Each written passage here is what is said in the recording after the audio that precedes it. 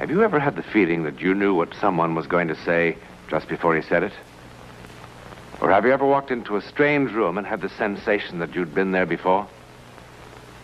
Well, if you have, you've taken a small step beyond. Now watch a giant step.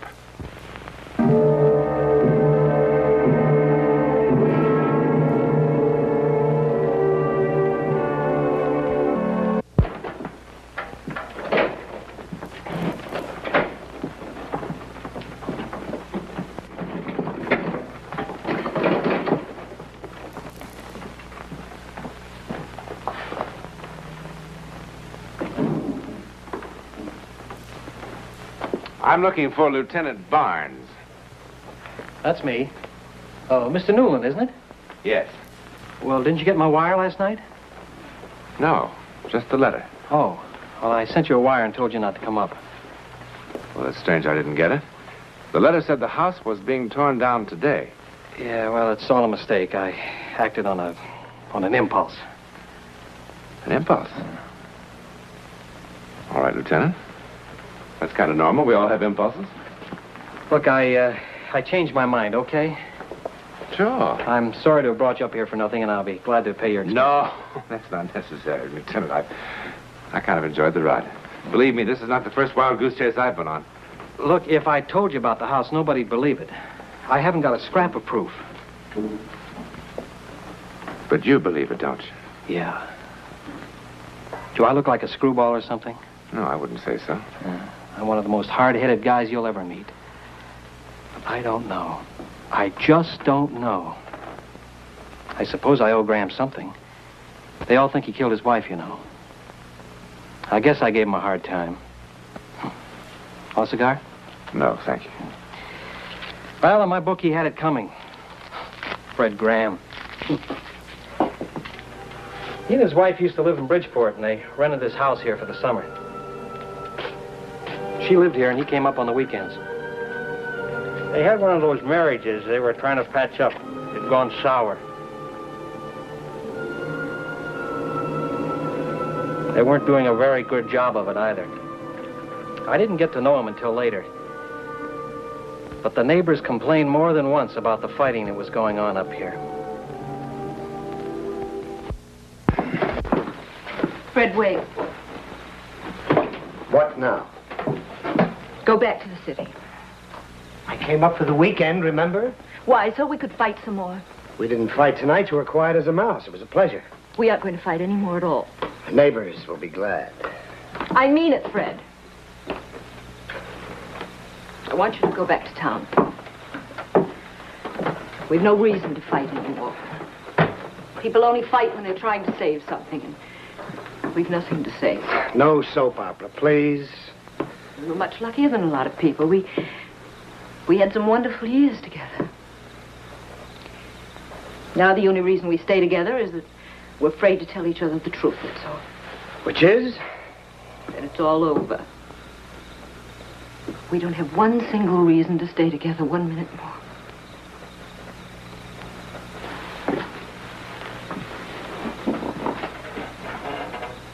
You want a divorce? Well, do you? No. Then what? I'm just going into the house. It's a remarkable house. Terrible house. I was sitting in the living room this afternoon thinking about how absolutely finished we were. And deciding it was all my fault. No, it's nobody's fault. I just felt empty and useless. Just wanted to die. I didn't have one reason to be alive. Not one single reason, not a child. And whose fault is that?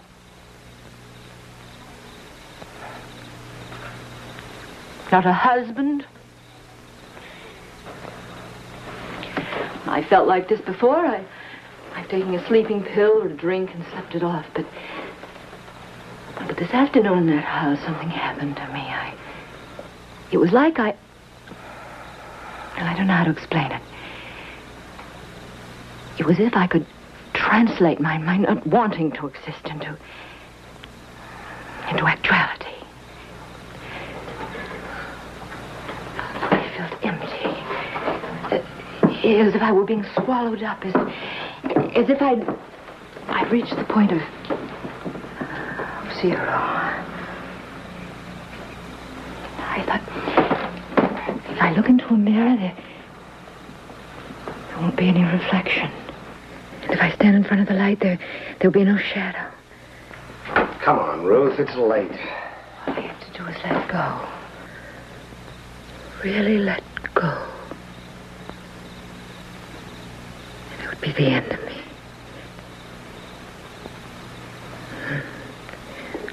Then I heard your car in the driveway, and I thought, wait. Give it one more try. Maybe this time it'll be all right. Maybe this time it'll be like it was before.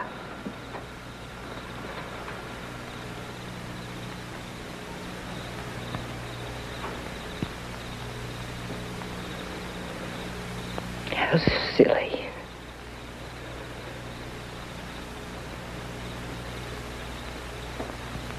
How silly. Yes.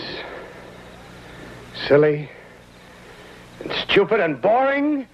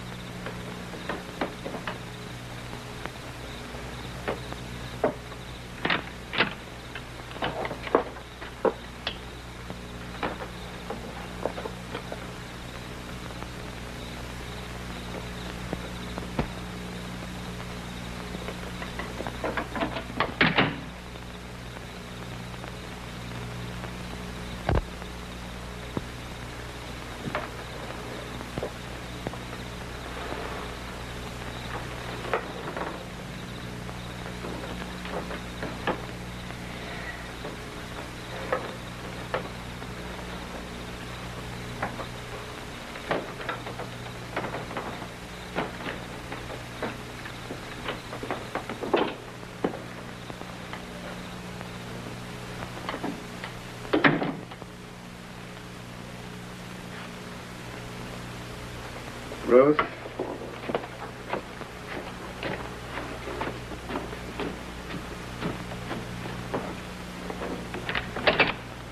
Ruth, why don't we stop all this nonsense and try to get along like grown-up people do?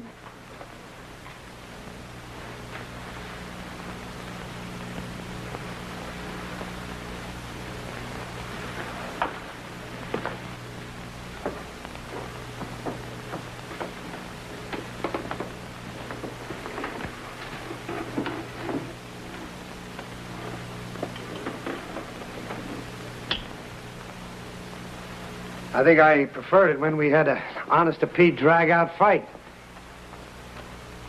Didn't you?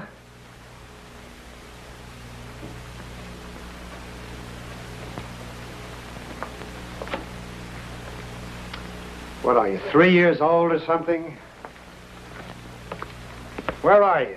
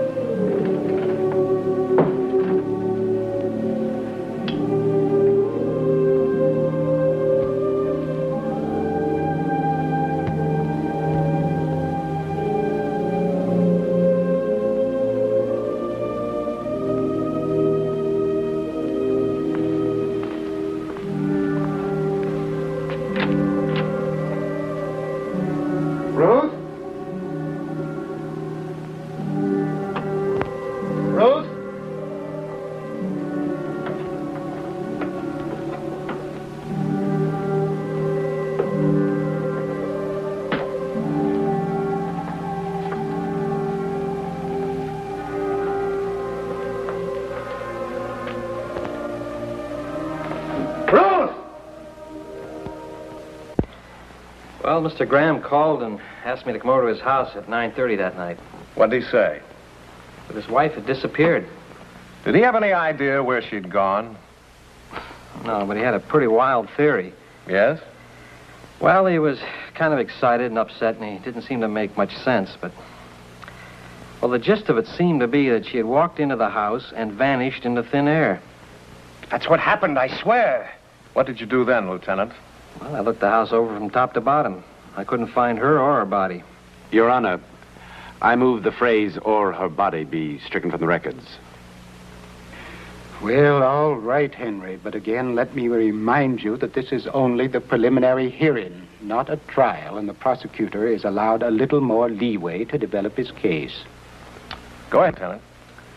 Well, then I checked all the neighbors here in town. Yes? There seemed to have been some trouble in the marriage. A lot of fights. Your Honor, that's hearsay. I have 10 witnesses who are willing to go into great detail. Your Honor, that's nobody's business but mine. Then I went to Bridgeport, to the apartment. Checked the neighbors there. It was the same story. I have several sworn statements from the neighbors, Henry. What else did you do to try to locate Mrs. Graham besides going through the house? Well, we dragged the lake for 3 days and couldn't find a body. Sent wires to all her friends and relatives. We sent a missing persons circular throughout the East. And no results? Nothing. With all this evidence of motive piling up on my desk, I went over to the district attorney's office and asked him to swear out an indictment of murder. I didn't kill Ruth. Mr. Graham, you must not do that again. That's the case for the state at this time. Except that I would again like to point out that perhaps people disappear into thin air in India or places like that, but not in good old Connecticut. And I strongly believe that we have enough evidence to hold this man for trial. Based on what's been presented today, the court must find that the prosecution has failed to make any case at all in the important area of corpus delicti. Lacking circumstantial evidence that a crime has been committed, the charge of murder in the first degree is dropped. Does that mean I'm free? Sounds like it, doesn't it? Thank God. Let me urge the prosecutor to continue his investigations, and let me assure him that should there be new evidence, this court will be very happy to cooperate to the fullest in the cause of justice.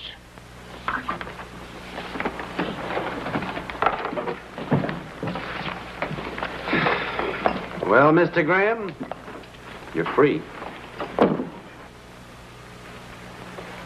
You're absolutely certain I killed her, aren't you? Yep. Didn't you?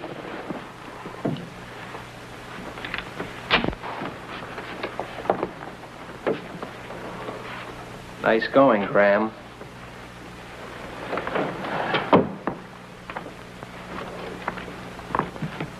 You know, I gotta admire a job well done, even if it is murder. Now, look. You're clean as a whistle. So pack your suitcases, lock your house, go back to Bridgeport, and have a big laugh. But let me warn you, if I so much as find one hair of her head, one blood stain, one fingernail, I'm going to get you if it's the last thing I ever do. I'll make it easy on you, Lieutenant. I'm going to stay in that house. I'll bet. I'm going to tear that house apart until I find out what happened to my wife. Uh-huh. I am!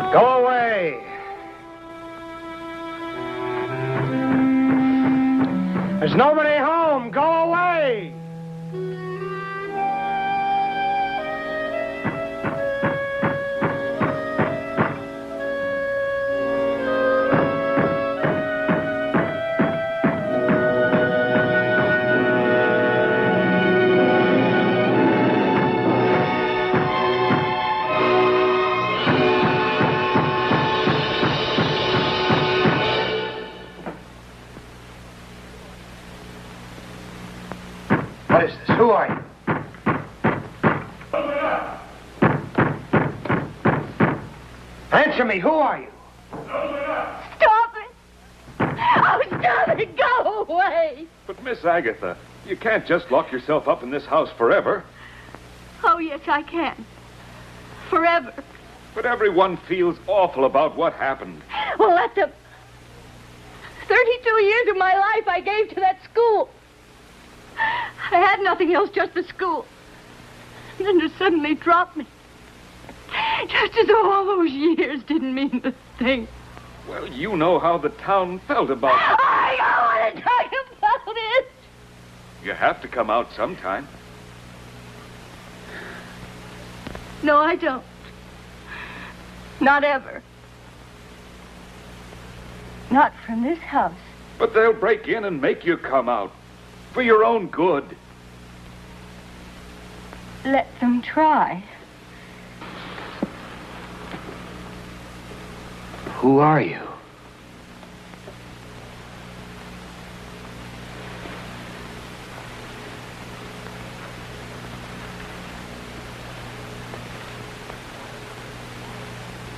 Answer me. Who are you?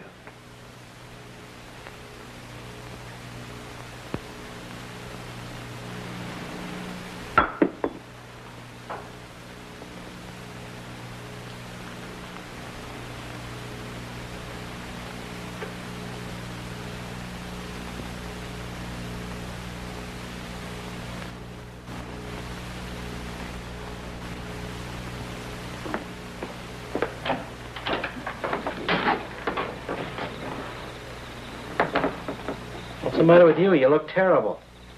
Something crazy just happened. What's the matter? You been drinking? She talked just like Ruth did. Who? Her name was Agatha. What are you talking about? She taught school for 32 years. Who did? What are you doing in front of my house? Well, I like to sit here and hear you tear things apart. I reported you to the real estate man. That was my duty, you know. But he said you'd posted a bond to take care of all the damages, so it was okay with him. Besides, they're going to tear this house down and build a highway through here. Look, when are you going to stop this foolishness and tell me how you killed her? You're going to feel a lot better about it when you do. Leave me alone. I'll never leave you alone. Where would the school records be kept? The city hall. Are they public records? Could I get to them? Yeah. You're a citizen, aren't you?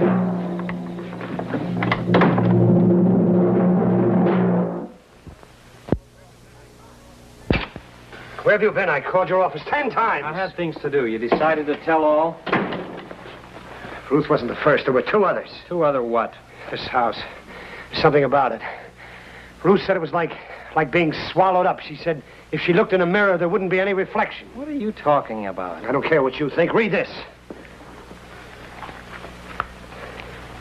It's a very old newspaper, October 24th, 1858. Read what it says about Agatha Dunlap under the headline, Strange Disappearance. All right, what's the name of the game we're playing now? She was fired for being an abolitionist. Yes, right here in New England. So what's that got to do with anything? She lived in this house.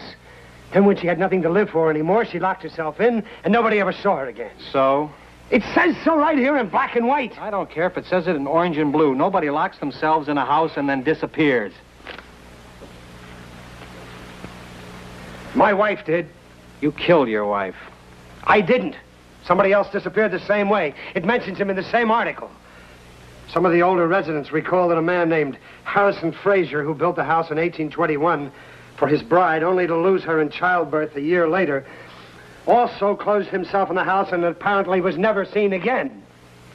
You know, I gotta hand it to you, Graham. You're good. You're very good. What are you going to all this trouble for? What? Is that what gave you the whole idea? What idea? How'd you come by it? By accident? I found it 2 hours ago. I mean before you killed your wife. You know, this is the screwiest alibi I have ever heard. But like I told you, you don't need it. You really don't need it. You're in the clear. Barnes, listen. I didn't kill my wife. Nobody will ever believe me. Nobody that's sane. I didn't believe Ruth. I thought she was out of her mind. But I didn't kill her. And nobody will believe me. And that's about all I had to live for. I guess this is how Ruth felt. That school teacher and the poor guy whose wife died on him. All I had to do was let go, and that would be the end of me. That's what Ruth said.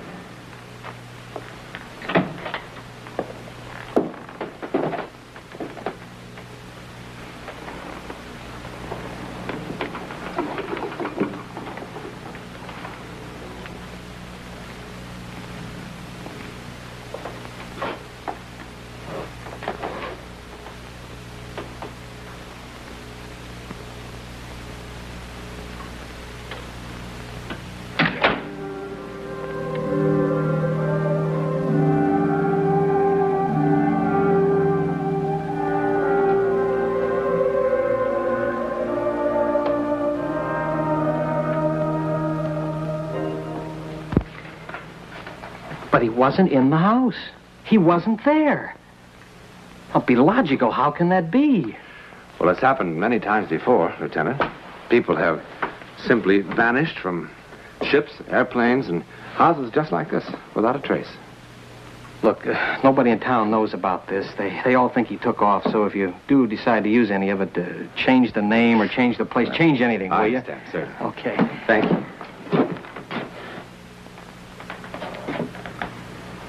Where can he be? I haven't the slightest idea.